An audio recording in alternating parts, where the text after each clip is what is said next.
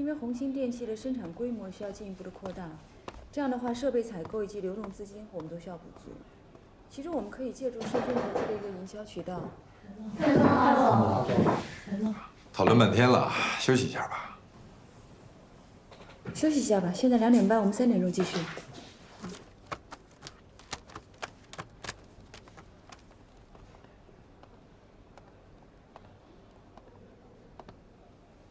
猜猜魏太那事儿最终什么结果？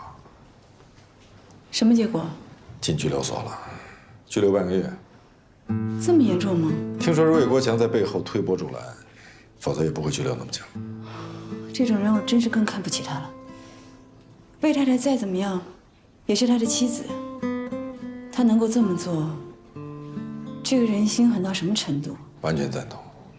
所以我赶紧跑过来提醒你要多加小心。魏国强把事情做这么绝，一定有他的用意。我们既然不知道他的目的，只能多加防备了。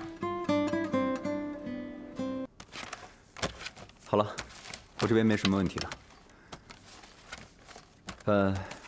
这里边是房产证明，还有3套钥匙，2套上海的，1套北京的，还有何云礼先生的名贵收藏和一些现金。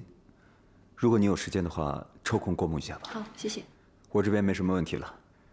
等一下我还要回去跟魏老先生交代一下。我这也没问题了，我也走了。辛苦了，老吴，麻烦送一下。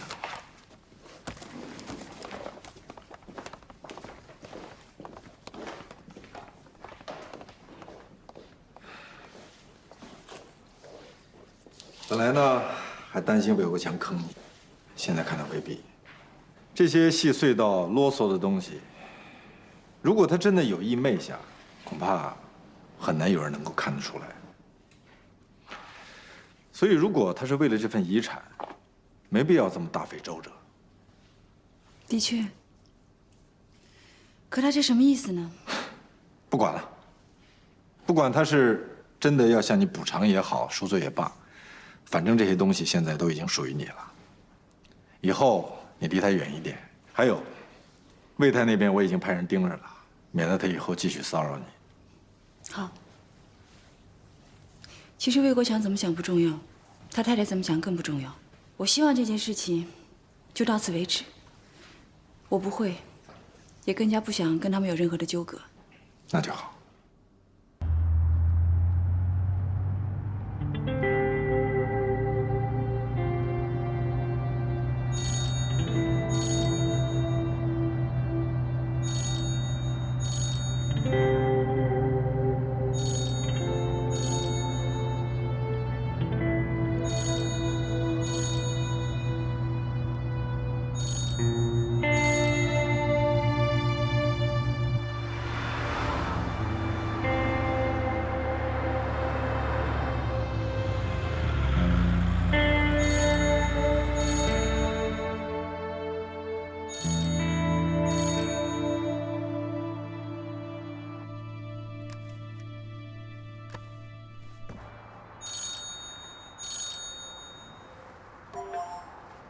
喂，喂，我听律师说你们已经开完会了。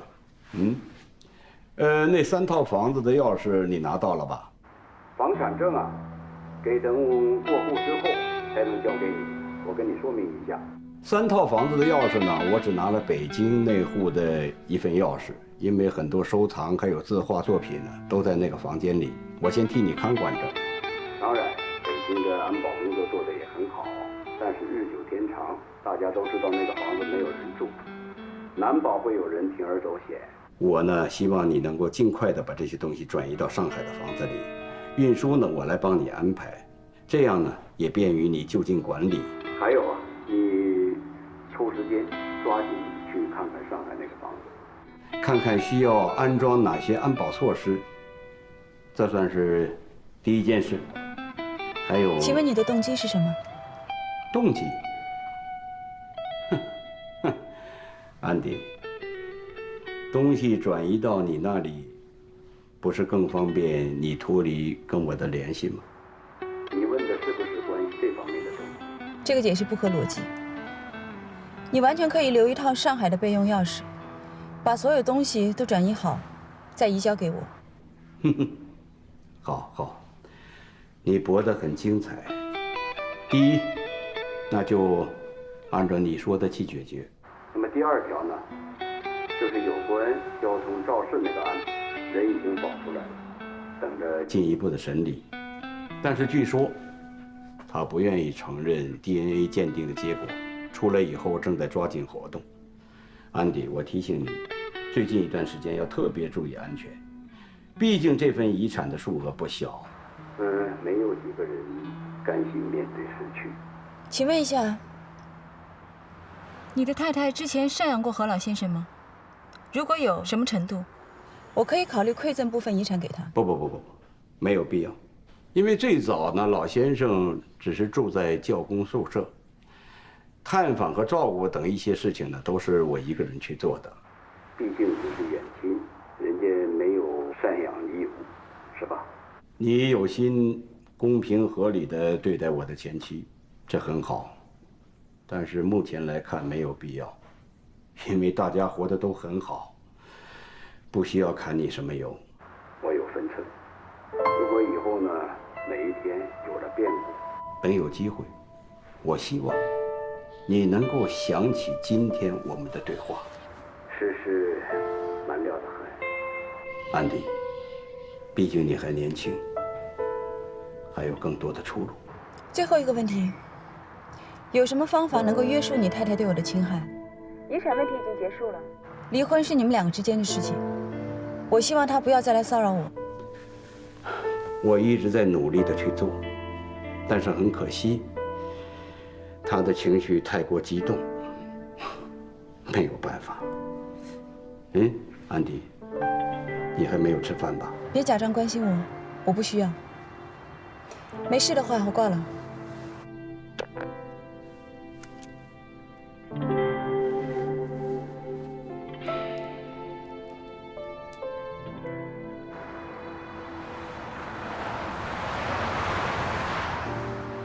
遗产里有几套房子，其中一套的小区地址，安迪很熟悉，熟悉到不需要任何导航，熟悉到不需要任何指路，熟悉到他不敢靠近这个地址，甚至不敢去想，因为那也是魏魏家的小区。